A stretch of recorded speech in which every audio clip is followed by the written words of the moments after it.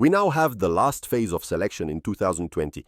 We took a step back, and with the old Sobraci lineage already well worked and selected, I was invited to enter another registry office, ALKC, and we did a study of what we got right and wrong based on the canine genome, and chose new studs to refresh the blood and backcross with traditional Fila Brasileiros, the same line used at the beginning, and an Italian Cane Corso, Neapolitan style, and British Bullmastiff, relative of the first dog used. The Cane Corso had already been used, but 2 more lines were abandoned. Only when we found a dog with the Neapolitan style did we decide to use it again, because it was the last molossoid blood that we didn't have.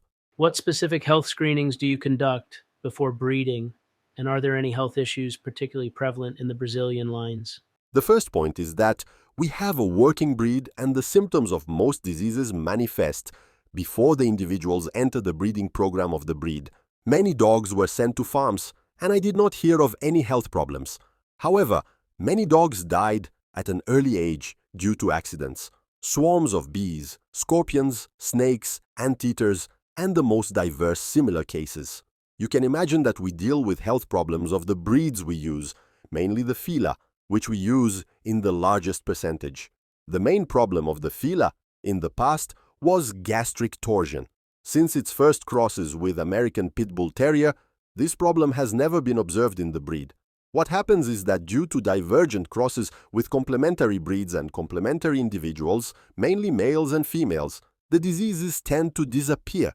Dysplasia has always been a problem because large dogs are prone to it. But once again, the AEPBT can help. With the introduction of the Dog de Bordeaux imported from Europe, I realized that there was a chance that demodectic mange could also occur.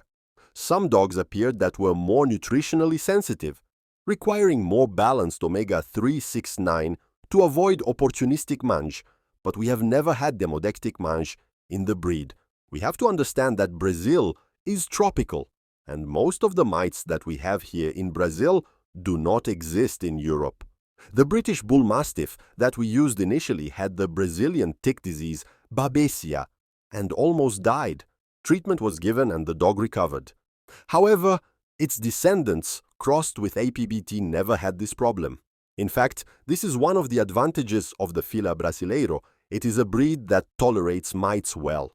The listener should also understand that I selected APBTs for many years until I decided to make the first crosses of the breed. The selection was massive, more than 50 liters. So I had many APBTs to dilute the imported breeds, avoiding health problems through divergent crosses. What traits do you prioritize in your breeding program and why? I initially followed my intuition. After reading many old books and following the dog genome, I created my own trends based on my experience and observation. However, I think the Oppenheimer breeding principles are the best take. He was the breeder of the first successful bull terriers. The 20 basic breeding principles. One of Oppenheimer's most significant contributions is his 20 basic breeding principles, which he articulated to guide breeders in producing better dogs. These principles focus on various aspects of breeding, including selection. Choose breeding stock carefully based on their conformation and temperament. Health. Prioritize the health of both the sire and dam to ensure the well-being of the offspring. Pedigree analysis. Understand and utilize pedigree information to make informed breeding decisions. Balanced assessment. Evaluate each dog holistically, considering both virtues and faults without bias. These principles are applicable not only to bull terriers, but can also be adapted for other breeds, making Oppenheimer's insights valuable across the canine community. What is your approach to preserving the working abilities of the breed while creating family companions? The breed is made by the farmers, the clients. I only provide technical support and always choose the best dogs from them that I see as superior quality. Even in other breeds such as the original Fila Brasileiro, a working breed which I helped find good Filas and followed for many years, then I had access to the genetics and used them in the Brazilian Bullmastiff. What changes have you observed in the Brazilian Bullmastiff community over the years as a breeder? Most breeders don't care about pedigrees, they just want a good working dog.